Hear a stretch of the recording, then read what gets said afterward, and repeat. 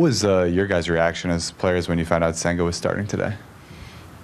Super excited to hear the news. I found out yesterday on my way to grab some coffee, and I was like, this is a good way to start your morning. So good news for sure. Next question. We're going to go here to Tim Haley in the middle. The other day I asked Francisco Alvarez what his favorite thing about you is. So now I want to ask you, what's your favorite thing about Francisco Alvarez? I mean, the way he competes, the way he's a bulldog behind the home plate. I feel like he has all the attributes to what you want as a starting catcher. He's a bulldog, he has confidence, he's a competitor, and I love playing beside him. He said his favorite thing about you is how swaggy you are. He has a good point on that one. Next question. We're going to go to Mike in the back. How much do you guys enjoy playing in this ballpark? I mean, I know that the pitchers don't love it, but how much the hitters like it? Oh, man. I think last year, my first time coming here, I just talked about the energy and the environment, and I feel like it was like playoff atmosphere in the beginning of the season playing over here, not even like towards the end. Just playing over here, the environment's awesome, and I'm excited to see what it is today. Okay, we're going to go here to Jess. Going back to the question about Senga, what are you most looking forward to about what he can bring and deliver to the mound, whether that's just baseball-wise, vibe-wise, anything like that? I mean, he brings everything to the table as a ace of a good club. So, I mean, I know he's going to go out there and do his thing. He's a confident pitcher. He's always even keel, and I'm excited to see. Anthony, down here in the first row. There was a story earlier this year about Bryce Harper giving you some advice at first base, telling you not to swing so hard and natural power. My question is, do you think he regrets it? No, I don't think so, to be honest. I think what I heard from lots of people, he kind of tends to give the younger guys coming up some advice, and I mean, tons of respect for the guy. He's been doing it for a long time, and he's been one of the best for a long time. Nothing but respect. Okay, we're going to go here in the second row.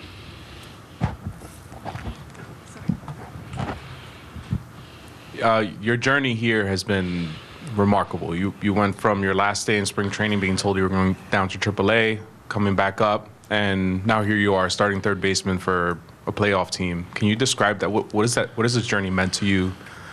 Can you just describe it for us? It's pretty cool.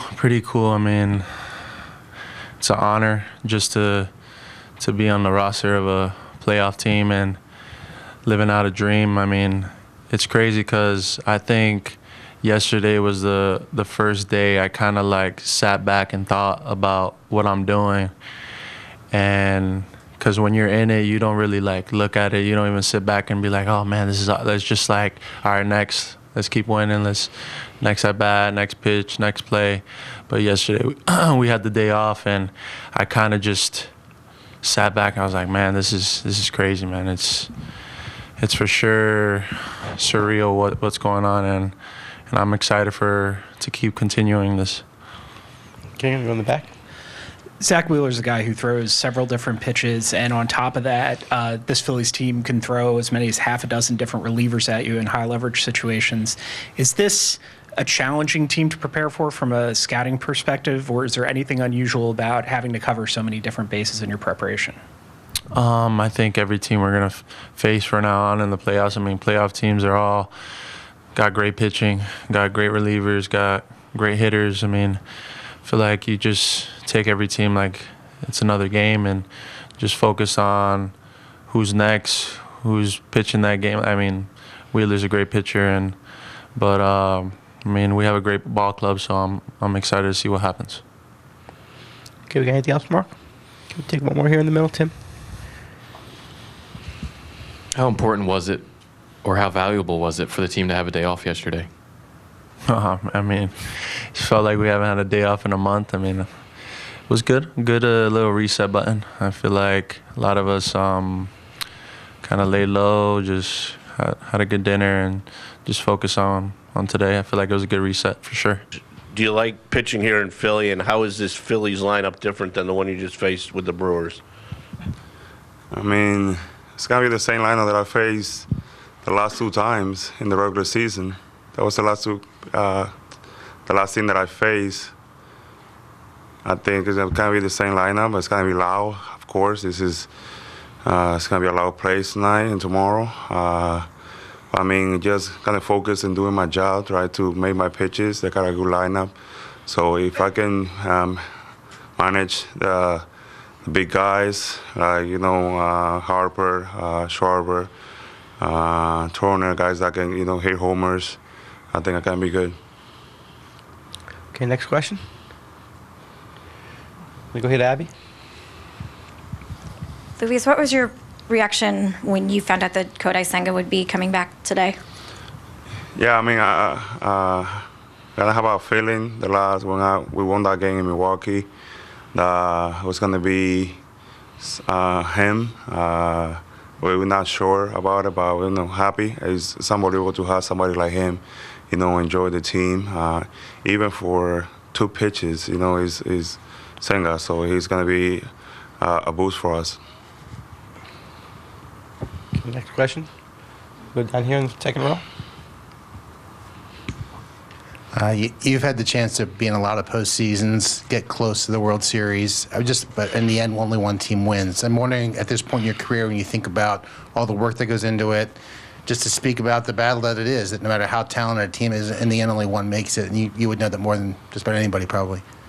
I mean, I think at the end, like when we made the playoffs, it's not about who's the best team. Is whatever team gets harder, whatever team is in the moment. I think right now we're in that moment. We won a game that nobody thought was gonna win it, and we did. So right now we got I would say that chip on our shoulder that we had to go out there and fight until the end.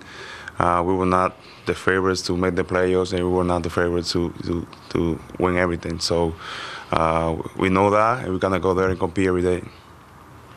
I'm going to go to the far left. Is that Mark?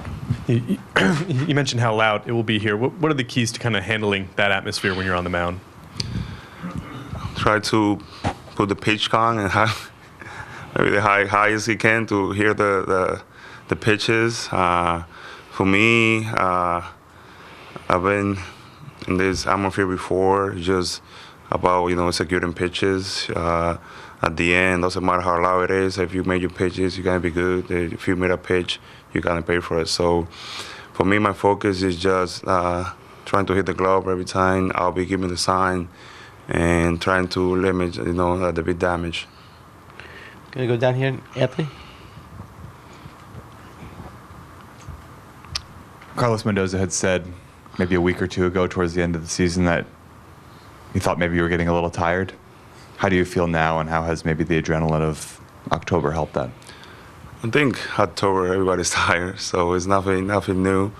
But, I mean, right now I feel really good. A couple more starts is not going to be a huge deal. But I feel good. Velocity is there. The movement is still there.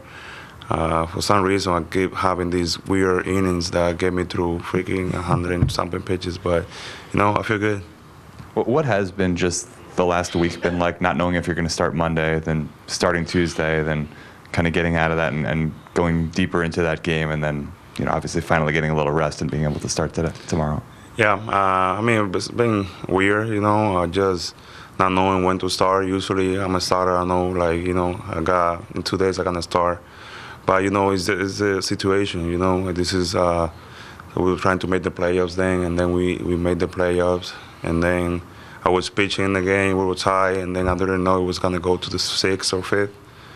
But like I said before, it just, in the playoffs, is everything that you got. So, when they give me the ball, I want to go out there and try to, get the team some innings. If I had to go to 100-something pitches every time, I would do it.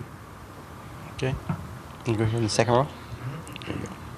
In your last start in Milwaukee, it was a little rocky through 4 innings, and then you settled down in the 5th and the 6th. You got 6 straight outs.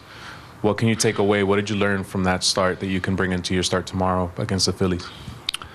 I think for me, even in that couple for the first and second inning, it was, I think, just about to letting the team know that they're gonna be available no matter what. If I get about 5 runs in the first, I think like it'll be huge. Like if I can come back, to the second inning, third inning, and try to do anything I can to at least, not give that word to the bullpen. So for me, just going out there and getting everything I got in every pitch, doesn't matter how the score is. And back in the back to Mike. Luis, today's the first time in 18 years the Mets and Yankees are playing a postseason game on the same day. Somebody who's been on both sides of it, what kind of day is this for New York baseball? I can say there'll be a lot of traffic,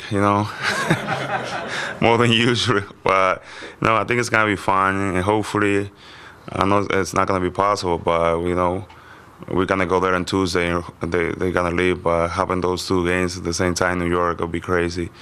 But I think for New York fans, they have to be a great day. I don't know much about football, but at least in baseball, New York's doing a good job. You go far left to Chino. Luis, para la máquina deportiva y las 5 esquinas, los New York Mets han estado en los últimos 2, vamos a decir, series o juegos casi al borde del precipicio. Más sin embargo, se han levantado como el ave fénix y han logrado emocionalmente sobrepasar eso. ¿Cuál tú crees que fueron los elementos fundamentales para que ustedes se mantengan con esa altura que ustedes están jugando actualmente? Creo que para nosotros es que no teníamos opción. Era o perder o ganar. Si perdíamos íbamos para la casa y si ganamos continuábamos. Entonces creo que el equipo no estaba listo para irse para casa todavía. Tenemos mucho que enseñar al mundo del béisbol que estamos listos para seguir compitiendo en la postemporada.